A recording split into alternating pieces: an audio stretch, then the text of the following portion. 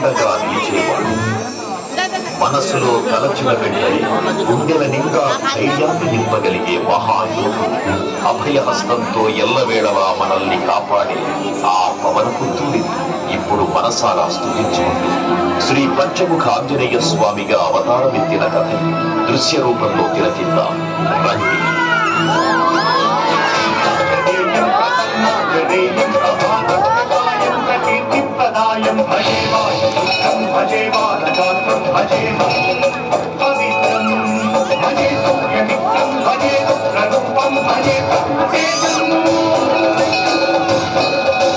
అది రామాయణ మహాయుద్ధం భీకరంగా సాగుతున్న తరుణం. శ్రీరామచంద్రుని సారథ్యంలో వానర సైన్యంతో విజృంభిస్తూ లక్ష్మణ స్వామి తనతో పోరాటం చేస్తున్న రావణుడి కుమారుడు ఇంద్రజిత్ తలని బాణంతో ఒక్క వేటుతో వేరు చేశాడు. ఇంద్రజిత్ మరణ రావణుడు ఆవేశంతో ఊగిపోయాడు. ప్రతీకారం కోసం పాతాళ లోకాధిపతి తన సోదరుడు అయినటువంటి మహిరావణుడి సహకారం కోరాడు.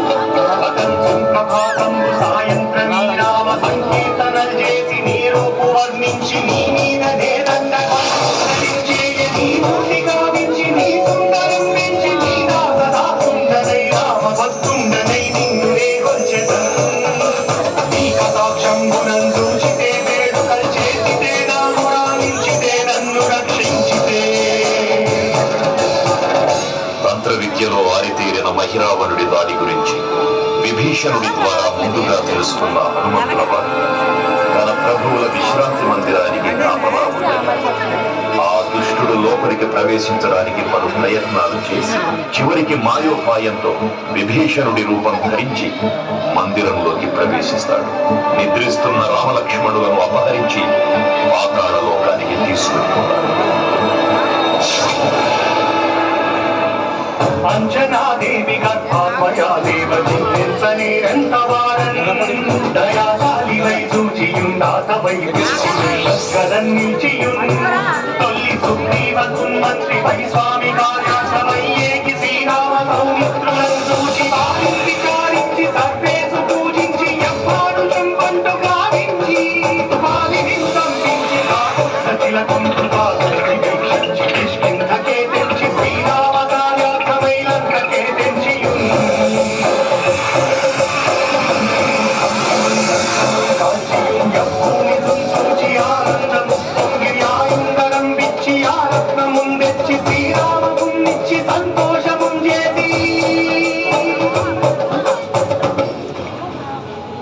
తన ప్రభువులను కాపాడుకోవడానికి వాయువేగంలో పాతాళ లోకానికి చేరుకున్న ఆంజనేయ స్వామి సగం మొసలి సగం వానర రూపంలో ఉన్న వింత జీవి ముఖద్వారం వద్ద కాపలా కాస్తూ కనిపిస్తుంది.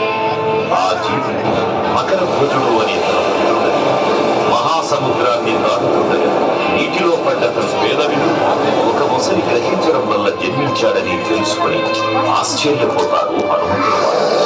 తన పుత్రుడిని యుద్ధంలో ఓడించి పాతాళ లోకంలోకి ప్రవేశిస్తారు.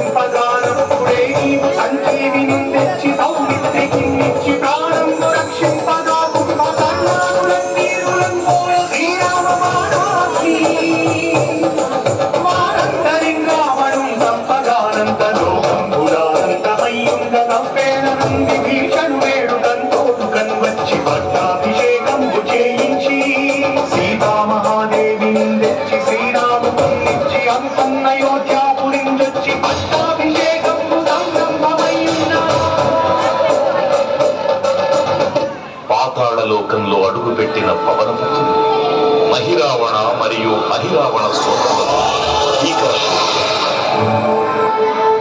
ఐదు దిక్కులలో ఉన్న 5 దీపాలను ఒకేసారి ఆర్పడం ద్వారా మాత్రమే వారి మరణం సంభవిస్తుందని చెప్పబడ్డారు. అప్పుడు మహాబలి 5 ముఖాల ధారణ చేసి పంచముఖ ఆంజనేయునిగా అవతరించి ఏకకాలంలో 5 దీపాలను ఆర్పివేసి ఆ దుష్ట సోదరులను తుదముట్టిస్తారు.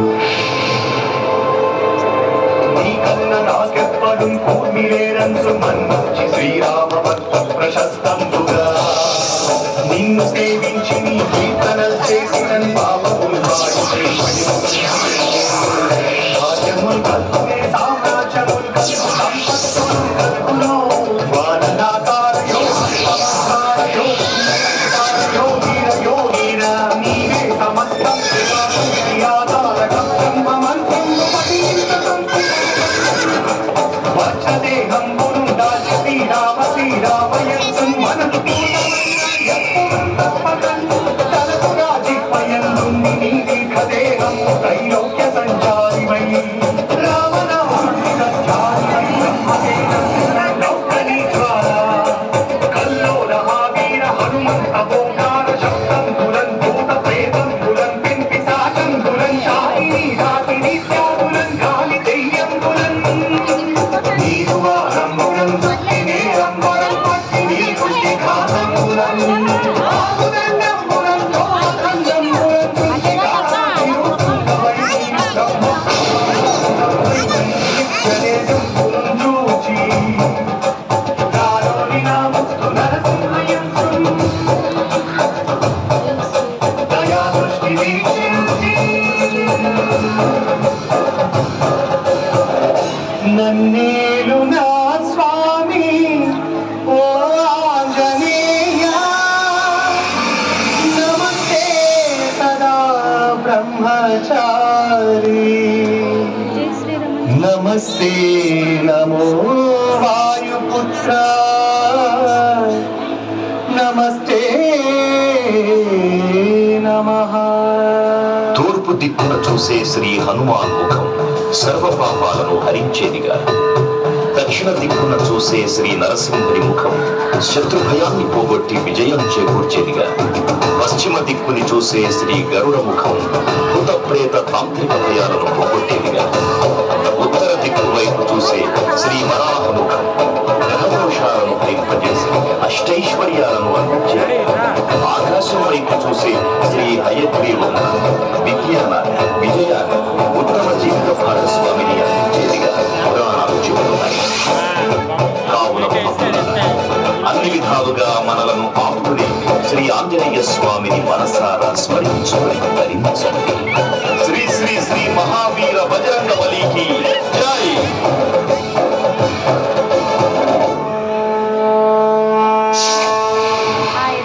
జై శ్రీరామ్.